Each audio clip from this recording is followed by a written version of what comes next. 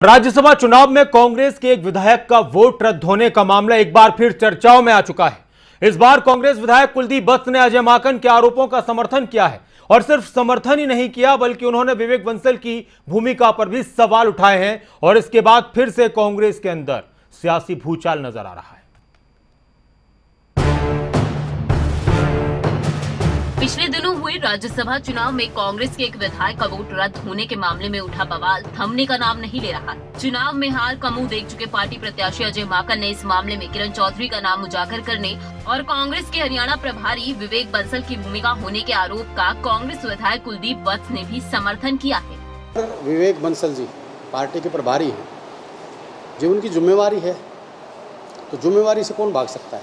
जब मैं अगर इस सीट पर जिम्मेवारी के साथ बैठा दिया तो मेरा क्या काम है। तो अजय माकन ने कोई गलत नहीं कहा और उसमें हम सब विधायकों की भी मांग थी कि भाई इसका दूध का दूध पानी का पानी होना चाहिए।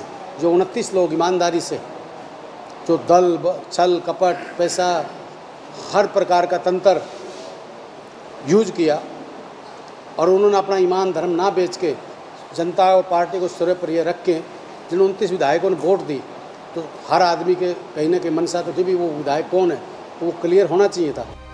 जज्जर में पार्टी कार्यकर्ताओं से रूबरू होने के दौरान उन्होंने मीडिया से बातचीत की। इस दौरान कुलदीप वत्स ने अजय माकन के आरोपों का समर्थन किया। उन्होंने इस मामले में कांग्रेस के हरियाणा प्रभारी विवेक बंसल की भूमिका पर सवाल उठाते हुए कहा, बंसल जी पार्टी प्रभारी होने के साथ साथ राज्यसभा चुनाव में पार्टी के एजेंट भी थे, ऐसे में उनकी जवाबदेही ज्यादा बनती है। कुलदीप वत्स ने कहा वो पहले भी कांग्रेस के राष्ट्रीय महासचिव वेणुगोपाल के सामने ये बात रख चुके हैं कि जिस किसी भी विधायक का वोट रद्द हुआ है वो सार्वजनिक हो। उन्होंने कहा पार्टी प्रभारी विवेक बंसल जी को ये बात बतानी चाहिए कि बगैर किसी लोभ लालच के पार्टी प्रत्याशी अजय माकन के लिए वोट करने वाले 29 विधायकों का आखिर क्या कसूर है। ऐसे में वो सभी कांग्रेस विधायक जानना चाहते हैं कि आखिर पार्टी में कौन ऐसा जयचंद है जिसने पार्टी के साथ गद्दारी की। इसकी मांग मैंने खुद हमारे आदरणीय वेणुगोपाल जी से खुद मिलकर मैंने कहा कि भाई इसका जरूर लोगों के बीच में पता होना चाहिए कि कौन पार्टी के अंदर जयचंद है, किसने जानबूझ के किया, कैसे किया, इसका खुलासा होना चाहिए। कुलदीप वत्स पूरी तरह से अजय माकन के आरोपों का समर्थन करते नजर आए। अब देखना होगा इस पर विवेक बंसल की तरफ से क्या प्रतिक्रिया सामने आती है। वहीं कांग्रेस विधायक नीरज शर्मा ने भी अजय माकन के आरोपों का समर्थन किया। क्या कुछ कहा उन्होंने, सुनिए। विवेक बंसल जी हमारे प्रभारी भी हैं और उस दिन पोलिंग एजेंट भी हैं, पर जैसा मैं आज देख रहा हूं टीवी चैनलों पे कि कुलदीप वत्स जी के खिलाफ पार्टी में एक्शन लेने और कानूनी कार्रवाई की बात हो रही है। अच्छा होता सबसे पहले एक्शन उस काली भेड़ पे लिया जाता जिसने राज्यसभा चुनाव में क्रॉस वोट की। हमें बड़ा दुख है, हम लोगों ने 10 दिन अपनी जनता से दूर रह के देखा और आज किसी साथी विधायक ने अपने मन की पीड़ा कह दी, तो इसमें बुराई क्या है। कुलदीप वत्स जी से पहले एज ए प्रभारी विवेक बंसल जी का नैतिक कर्तव्य बनता है।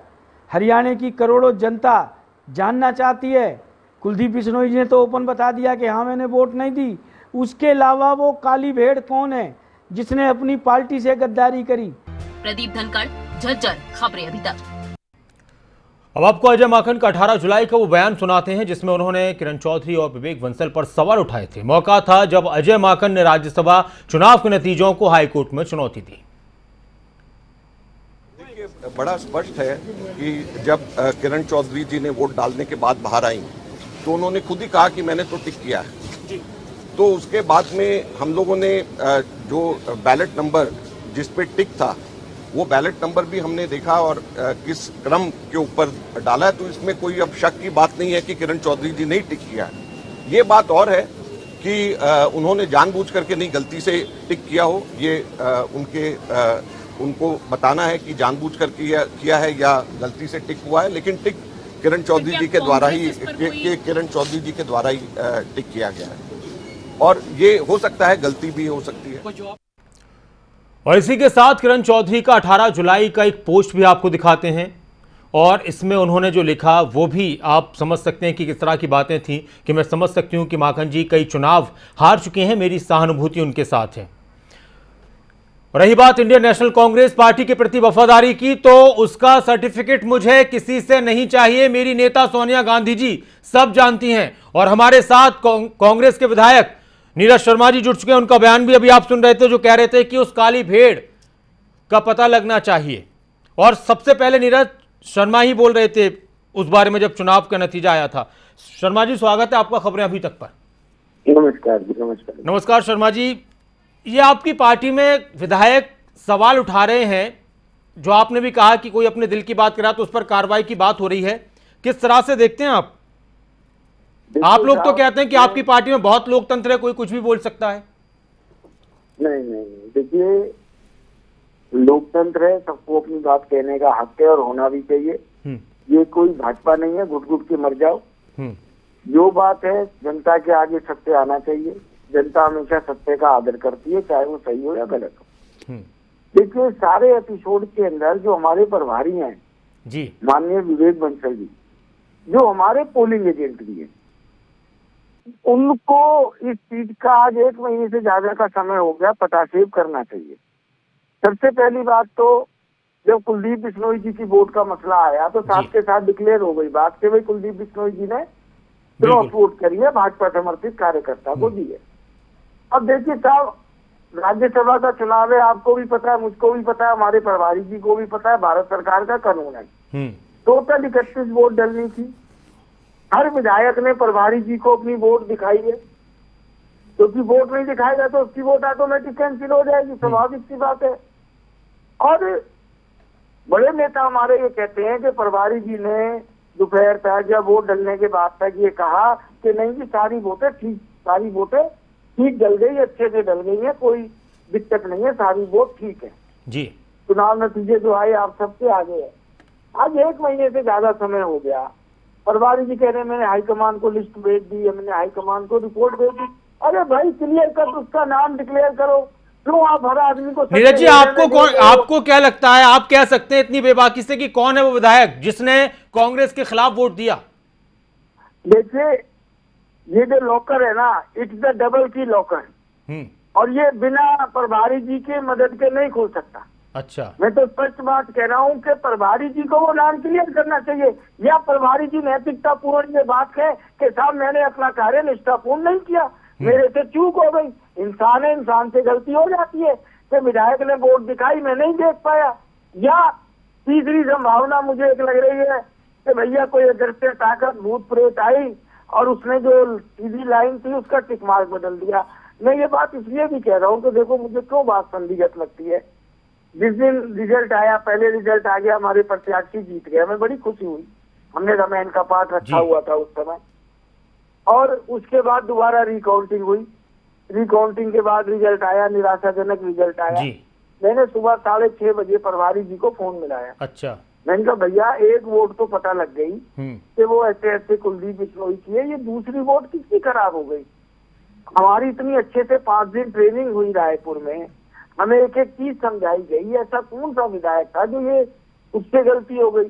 तो प्रभारी जी ने छूटते के मुझसे कहा कि नीरज तुम्हारा डंडा तो छोटा था, तुम्हारी लाइन तो छोटी थी। अच्छा, मैंने एकदम कहा, मैंने की भैया आप क्या बात कर रहे हो, मेरी तक लंबी लकीर थी, मैंने आपको दिखाई है और आपने गुड कहा है, और सामने सारी रिकॉर्डिंग हो रही थी उस कमरे के अंदर। मैंने कहा उसमें आपका अभी फ्रेश इंप्रेशन नहीं यार तुम्हारी लकीर तो लंबी थी। इसका मतलब जो उनसे पूछे आप उसी को बताने की कोशिश कर रहे हो। तो इसका मतलब नीरज शर्मा जी ये है कि आप परमात्मा का नहीं, एक मिनट मेरी तो शुक्र करो, परमपिता परमात्मा का जिसने भी गद्दारी करी उसने जो सीधी लकीर खींचनी थी ऊपर या नीचे के खाने से ना मिला के टिक मार्क कर दिया। नहीं तो ये तो जो सवाल करता उसी को बता देते।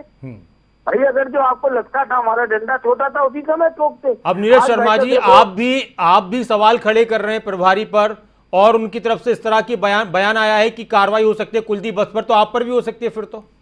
मैं तो कह रहा हूँ सबसे पहले मेरे पे कार्रवाई करो। कुलदीप बत्स मेरा छोटा भाई है जी, मेरे छोटे भाई के समान है, उम्र में मेरे से छोटा है।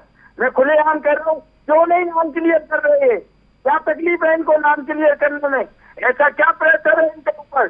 जैसे कुलदीप बिश्नोई का नाम क्लियर किया, ऐसे इनको सबका नाम क्लियर करना चाहिए था, और इनको जनता को सत्य बताना चाहिए कि जिस तरीके से शक्ति सिंह गोयल जी ने ट्रेनिंग दी थी, शक्ति सिंह गोयल जी ने बंद कमरे में रायपुर में बताया था, खासतौर से पोलिंग एजेंट साहब के लिए, कि खुदा न खास्ते क्रॉस वोट डल जाए तो आपको क्या करना चाहिए। अच्छा, ठीक है, इंसान गलतियों का पुतला है, इनसे वो गलती हो गई।